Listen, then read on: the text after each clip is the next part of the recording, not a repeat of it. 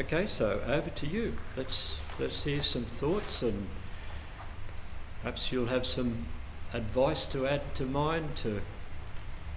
Yep, come on. What's your view on soloing a verse for variation and dividing the bass with the pedals and the tenor and the alto and Well, that gets fairly complex. I know, but it's not, especially on this organ.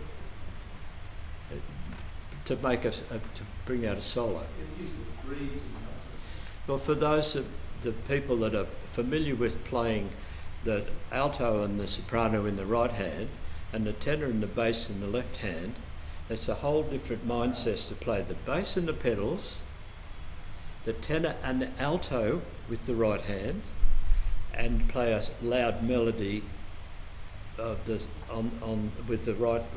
tenor and the bass in the left hand and the melody on the right hand.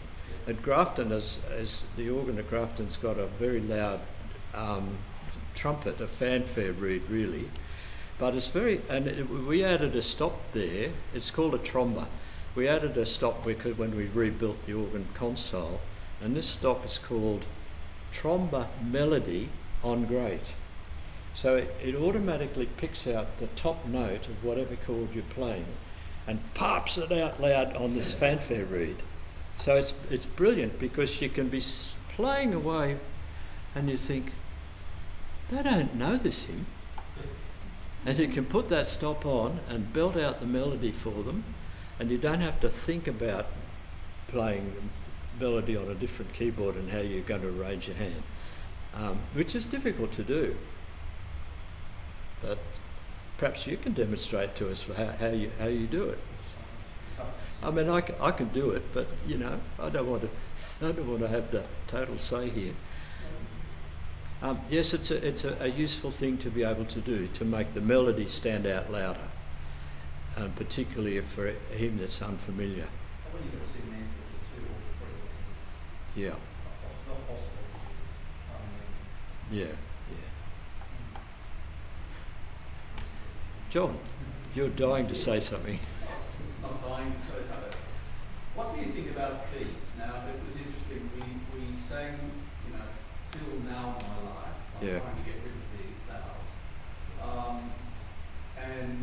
We got up to a high. We got up to a high E. The lower key. Yeah. But you played it in the higher key, and I looked at that and I thought, I can't hit C. I can't hit E, but I was hitting E, sort of. Yeah. And of course, a lot of it does depend on where the hymn actually lies, rather than what the top note is. But what do you think generally? I ask this because I've got my own views generally, but I think it's an interesting topic for organists. Yeah. I suppose in a way I'm fortunate that I can transpose without giving it a great deal of thought. Perhaps not in C sharp major, but although at Christmas time I did play Joy to the World and went up a semitone for each verse. The C sharp major was a bit tricky, but I had practiced it beforehand, and it just changed a little bit of the impact and drew attention. The other device too is if you feel that the last verse is a prayer, or that requires some prayerful and thoughtful playing, make it a lot slower. But make sure you've got the organ loud enough to not let them get ahead of you, but play the last verse a lot slower, and I've done that a few times. It seems to work. They generally will catch on very quickly, and it just draws attention to the words. Another way of saying the words are the most important. What was your other point then? Oh, I was just sort of a choice of keys, really. Yeah. Is this tuned at C523, or is it tuned at some I440, I should say, I suppose? For the most part, together in song, a lot of it's been transposed lower. That's an exception, I think. But a semitone lower at C sharp's difficult. You we'd play it in C, I mean, I usually keep it lighter, Yeah. and I have never had any trouble really transposing by sight. So I just, if I think it's too high, I just take it down as anything. Yeah. But interestingly, that hymn seemed to work hard.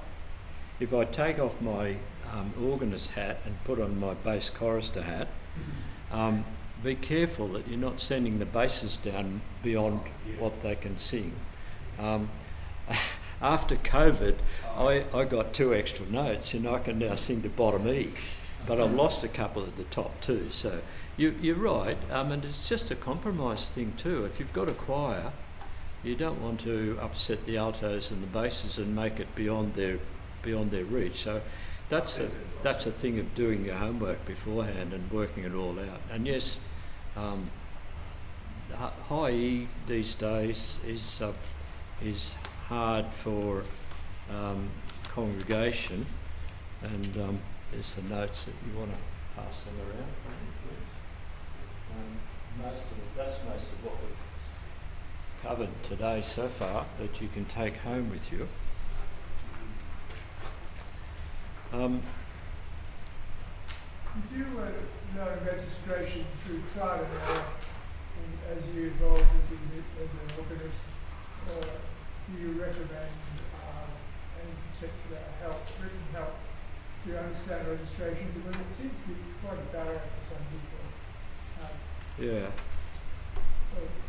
Yeah, I think pianists look at this and freak out, and not sort of know what this stops are all about. But really, just if you've got access to an organ, just sit there pulling stops on and off. Bear in mind that 8 foot is the length in feet of the lowest pipe. So that pipe there in the centre of those 3 is the bottom C on the open diapason stop, and it's 8 foot long. It's not exactly 8 foot long, but it's 8 foot long. That pipe's actually got some overlength on the top to form the pattern, but it's an 8 foot long pipe. 4 foot is an octave higher, and 2 foot is an octave higher again. So you need to have some foundation stops on, 8 foot stops, that puts the keyboard at the same pitch as the piano, and by adding 4 foot and 2 foot stops, you're increasing over to upper harmonics, which is a way of adding brightness on the organ. There's 16 foot stops, 2 16 foot stops on the pedals here, a loud one and a soft one. And there are also 16 foot stops on the manuals on this organ, which sort of thickens the sound. I'll just show you.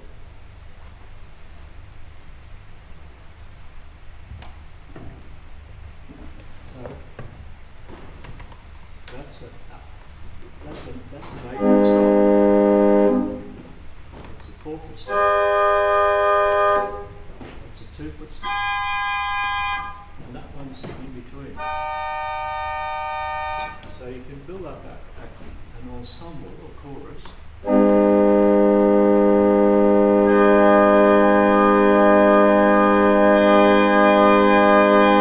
Now listen what happens when I add the 16 foot stop. It sort of thickens it.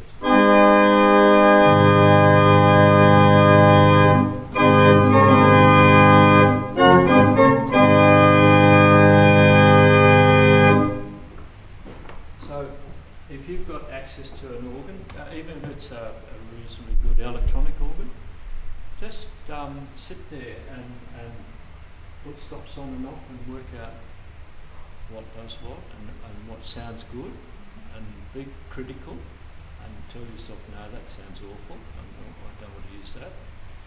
Don't be frightened by the reed stops.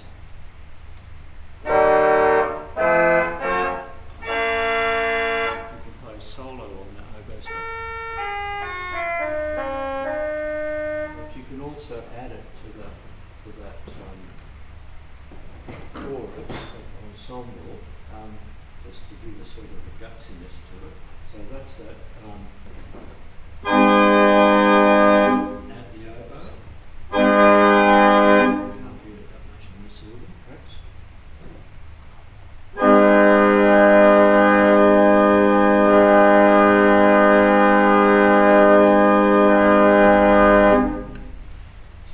this organ, the reeds on this organ are not big, trumpety sort of reeds. This is an oboe. Corno de Bisetto, which is, I think, a fancy name for a clarinet. What have I left out?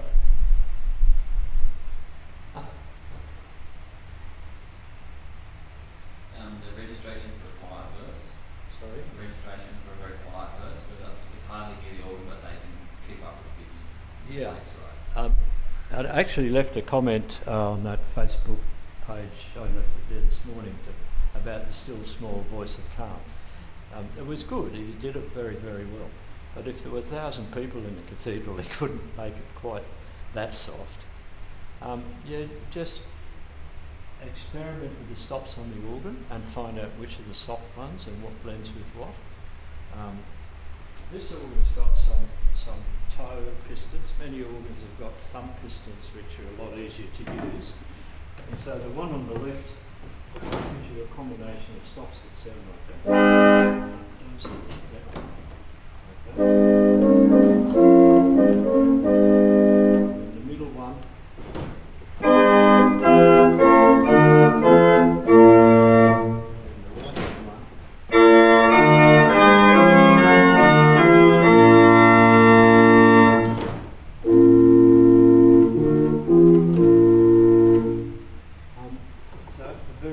Stop on the organ is called the Galston Uniting.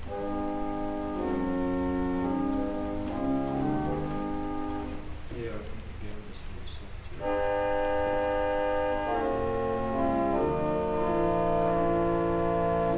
And for those of you that don't play pipe organ, all of the pipes for this top keyboard are enclosed in a big wooden box. And on the front of that box there's louvers, big wooden louvers like a Venetian blind that open or close to let the sound out. So a soft stop like that, you can make it even softer by using a swell pedal.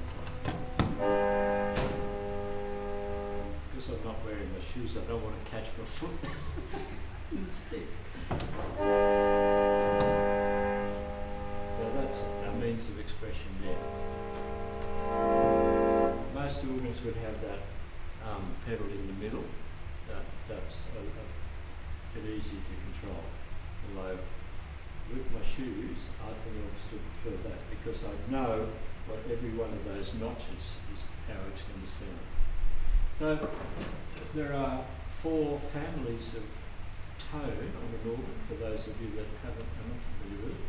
A flute tone, a bit like a recorder, this sound.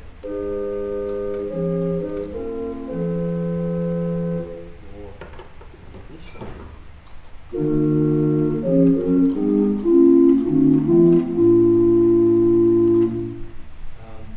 If you were to think in your mind of organ tone, inverted commas, that would be the diapason stop, which sounds like this. A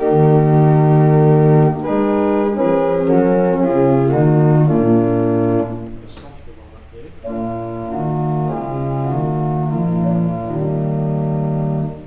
And the diapason also has what we call upper work. So the harmonic series, the 8 foot, 4 foot, 2 foot, 1 in between,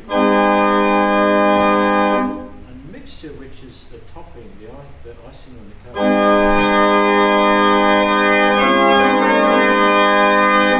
And that's actually got 3 pipes sounding.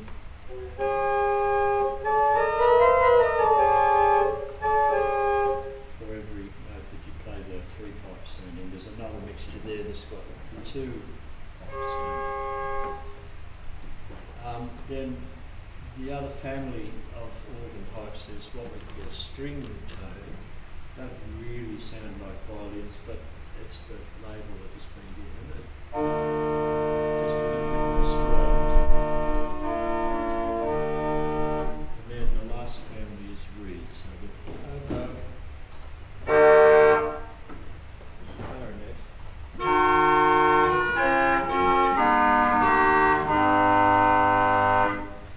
and then there are trumpets and all sorts of other things. And as I said, at Grafton there's a very loud trumpet, which is for a fanfare effect and that sort of thing. Yeah. Just on registration. So you don't have the Grafton trumpet magic.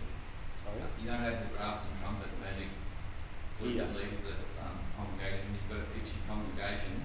Yeah. Is there a two? Is it okay to put a 2-foot stop in as a real clear lead? Yeah. Is that what you would do? Yeah. You might even do that in the introduction and then take it off for the first verse. Yeah. Yeah. Couple of animals, Yeah. strong fingers. Yeah. But to get people in pitch clear or whatever. It seems to me that those short stops, short pipes, help people hear that better, Yeah. and they can orientate themselves better with that. Yeah, I think that's going to penetrate the singing more. That what we call upper the high pitch sound is going to penetrate the singing more than just lots more 8-foot stops at the piano pitch.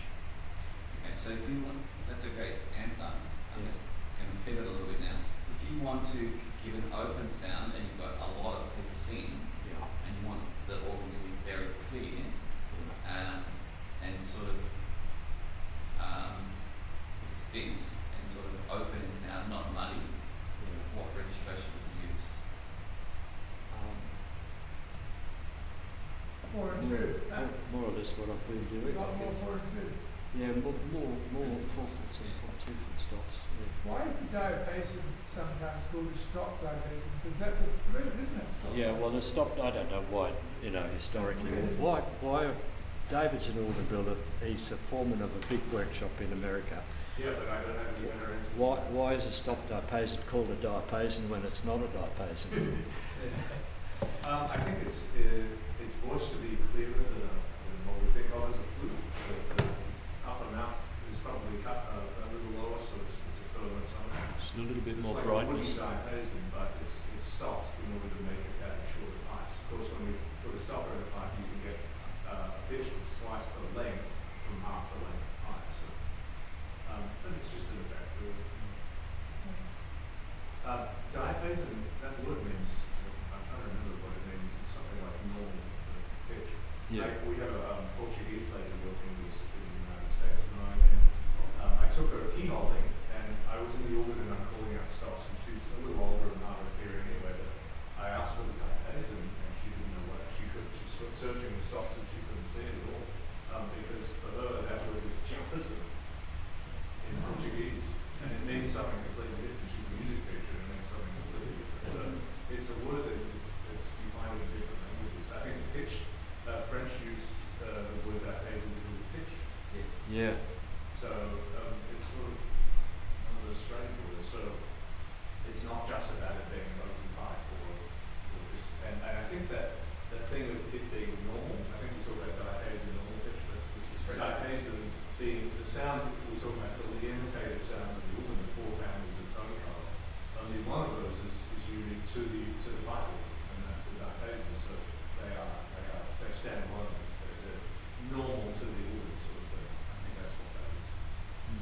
And with the octave, when we've got a digital making situation, Yeah. digital arrangement, and the ranking stops, and one of them is octave, but it doesn't state it belongs to one family, is it? Octave 4. Octave 4-foot. I think it's 4, yeah. It's usually the 4-foot octave above the diapason. That also, I think, that nomenclature probably came out of Northern European organ building, where instead of having a diapason, we have an 8-foot principal, and normally the octave above the principal is called an octave, Right. and then 2 octaves above the super octave. Right. So that came out of sort of Dutch organ building. And in that school of organ building, each manual division would be based on a principle of a different pitch. Yeah.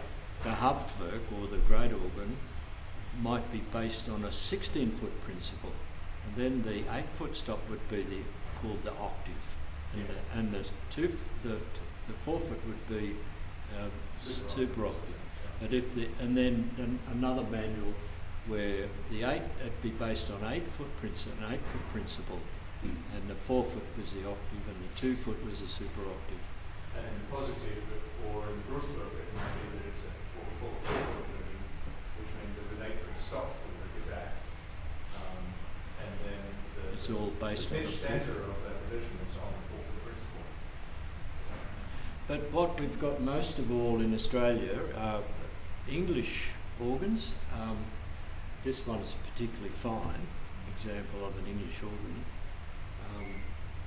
Foster and Andrews were organ builders in Hull, and being on the coast, they managed to employ people who were both English and people from the continent. So there was a little bit of influence from the continental in Foster and Andrews organs. This one, for example, it's very unusual for an English organ to have the stops set out in terraces like this. And this is a bit unique in Australia. We actually built a 4-manual console for St Paul's Monica with terraces curved on either side, bringing the stops within reach. But this is unique, and I've been thinking about why did they build this organ with terraces, and I've come to the conclusion that in that church, in the congregational church where this came from, at Darlinghurst, No. the congregational used the top of the console as their communion table, and on communion Sundays, this would be over here, and the organist would still be able to play it. And if this had all that number of draw stops on vertical jams, it might be a bit awkward. They might be sort of getting a bit too close to that top. And so, I mean, it's interesting to think about the communication back and forth between Australia and an organ building company in England, and getting instructions and sorting things out, and you'd send a letter asking a question of the organ builder, and you'd wait maybe 4 months to 5 months or whatever to get the reply. So there must have sort of been some way of dealing with that Foster and Andrews, these builders, and the wonderful nameplate up there, there's a carved little nameplate that says Foster and Andrews, Hull, and the year. And England, whereas in the Foster and Andrews organs in England, they just say Hull, not England. Yeah, Hull, England. Yeah. And I think the other thing that backs up what you're saying about the stops being low is that you filled in those other panels, but they had light fixtures, didn't they? Oh yeah, there were like. They would have been very drunk without it, of course. Yes, that might be the case too. Although I don't think the light fittings were there in the 1880s. No, they might have been. We did have to find some new sconces. bits of oak to put in there because there were holes in it where the light fitting was, and there were one of those sort of shell top lights. And yeah, you're right. That's probably because they couldn't see the music properly when the top was over. This has got nothing to do with hymns. How do we get around it? Well, shall we bring it to an end? Can I ask one more question? And, Just a minute. Just a minute. One more well, question. we've got more questions. I want to ask a question about one hymn. Yeah. Just as I am. Number? To the it's 584, verse 2. In the hymn, there are quite a lot of commas, and there are also different punctuation marks. Would you treat the commas different to the other punctuation marks? For example, verse 3, there's I think a dash behind the line. Yeah. And also in verse 5, there's a dash instead of a comma. Yeah. And secondly, in verse 4, the second sentence, or second line, is a semicolon. Colon. Yeah. Would you treat those differently to a comma, or would you just treat them the same? I think in a phrase like welcome, pardon, cleanse, relieve, that's all sort of the one phrase. So whatever, I would put breaks there, but they would be very, very small breaks compared to where a phrase really came to an end.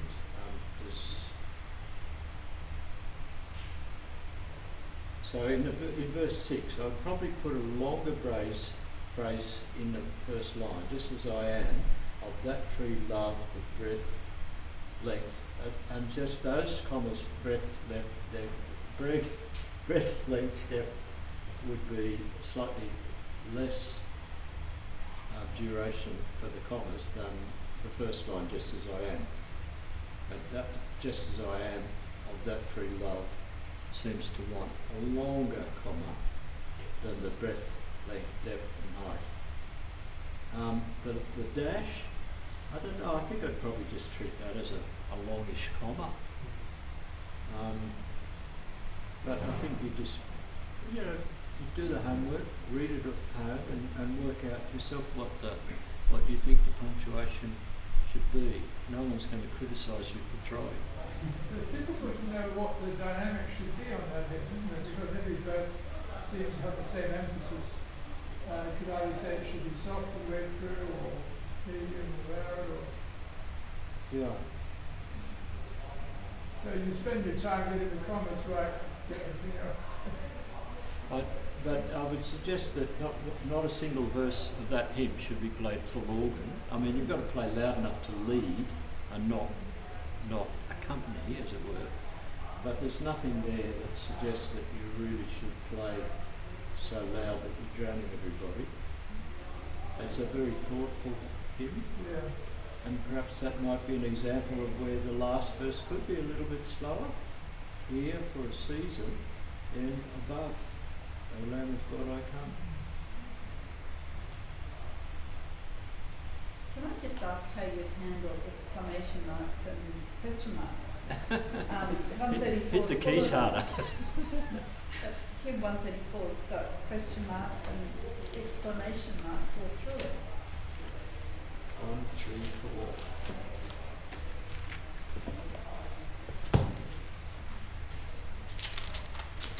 Oh, well, yes, I know.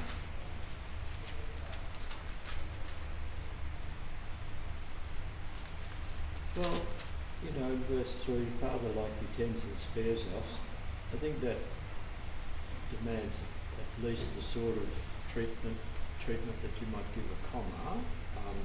Certainly a very slight break there.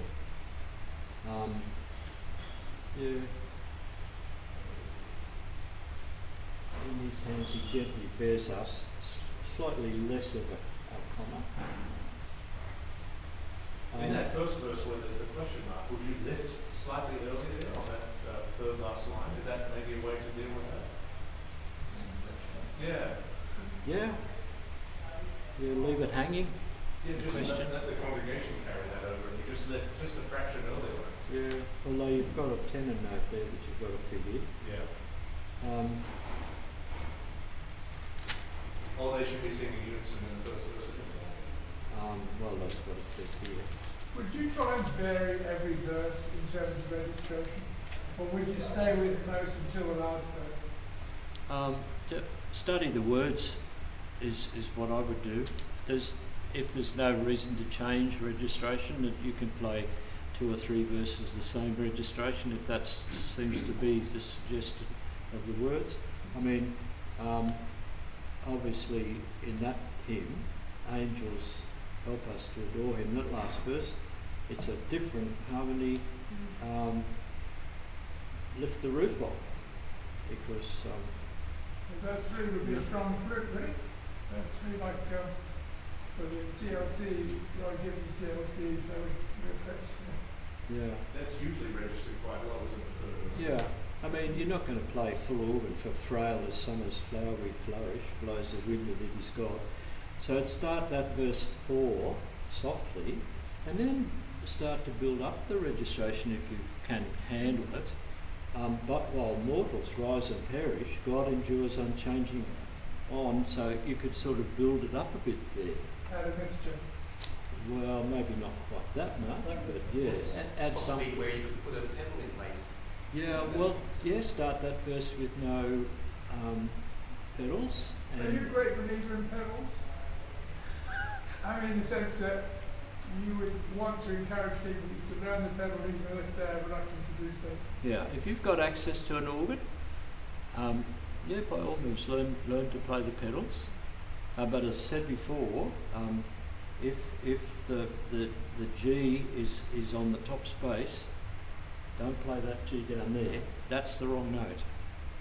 So learn to play the pedals at the right pitch. You know, a lot of people do just sort of fluff around in the bottom octave. We, as an organ builder, I can tell you, and it's always the bottom octave on the pedal keyboard that's worn out. It's so easy to find, you don't have to look. So, you know, we love those. That's an exercise for you, isn't it? We love those low frequencies. It's a male thing. My subwoofer goes down to 20 hertz, but my wife can't stand it, so we've got to reduce that. Don't be tempted just to constantly stay in the bottom octave, because that's going to spoil the effect when you do go down to the bottom octave. I think it's a great dearth of organ players today because A, you can't really afford a teacher if you've even got the time, and B, you know, you really don't know how to do it. I mean, I've come to the organ from the piano and been struggling for ages, and I've suddenly come across this marvellous program. It's a written program by Anne Marston, who's a big name in Britain, on how to play the organ, and it's called the New Organ Method. Organ. Anyway, the acronym is NOOM, L-N-O-O-M, and she takes it right from the front. She says you can still do this even if you've got grade 3 piano, you can still come in on this. Whereas a lot of people say, no, you don't go to organ until you've got grade 8 here, but that's, she's saying, no, you can take it from grade 3, go right through, and it's a great product. Yeah. And I don't really encourage people to learn the organ rather than just sit there and, oh, let's try this key, you know, you've got to learn like you're learning the piano. You know, the reason why I'm an organist, and as organ builders, we see far too many places where the console is all locked up and nobody's allowed anywhere near it, except for one person who believes they own it. Yet anybody could take a panel off and go and pinch pipes. There are other places where they say the organ is never ever locked. We encourage people to play. And some kid that comes along and plays chopsticks, don't worry about it. He's not playing the organ as hard as I would play. He's not hitting the keys as hard as I do. It's not going to hurt the organ. Let him play chopsticks. He's getting exposure to the organ. And the reason why I'm an organist, I played tennis on a Saturday afternoon in the church tennis court, and someone cared enough to say, go and play the organ, we'll come and get you when it's your turn to play tennis. And I had access, and it was only a 2-manual and pedal reed organ. Maybe you might be right, I was probably a crook tennis player. But someone cared enough, and I was, at an age about 13, I had the key of that church and I could go and practice. And it was only 2 manuals and pedal reed organ, but it was something to practice on. Then I went and had organ lessons from Colin Sapsford at Christchurch St Lawrence, and I needed somewhere to practice that was better than a 2-manual reed organ, and I became the organist at St Peter's Presbyterian Church at North Sydney. And when I went there, it was made fairly clear to me that we can't afford to pay you. But that didn't matter because I just wanted somewhere to practice. In reality, it was the days before civil celebrants, and I think we used to have like 3 or 4 weddings every Saturday, and I was laughing all the way to the bank in a way, but it didn't matter that I wasn't paid, I suppose. Anyway, that's a bit of my background. Somebody's got some tea. Well, I think we can continue the conversation. So I'm just going to wrap up with 3 little dot points, really. Perhaps 4. Pedals, punctuation, and hymns generally. 7 or 8 years ago, I could only ever play pedals with one foot, and I struggled. And somebody said to me at one stage, "What are you doing playing down there?" And now I can play with 2 feet with a pretty reasonable technique. Let me just say, if you're struggling with 1 foot, it's a lot easier with 2. I will tell you, is a nightmare trying to play with one foot. If you can work it out, and there are very few rules for the pedals. It's very easy to adapt the pedals with 2 feet, and for the right pedal technique. So if you're struggling, don't struggle, just do it, because it isn't a struggle. Punctuation. Remember always about punctuation that punctuation is not there to mandate the words, it's to serve the words. I spent years putting together PowerPoint slides of hymns, and I would usually try to go back to the earliest version I could find of the hymn. So I'd go to if it was a Charles Wesley hymn, I'd go to the earliest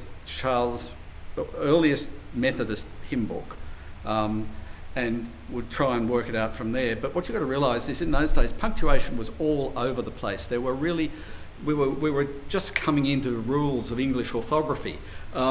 They didn't have it right.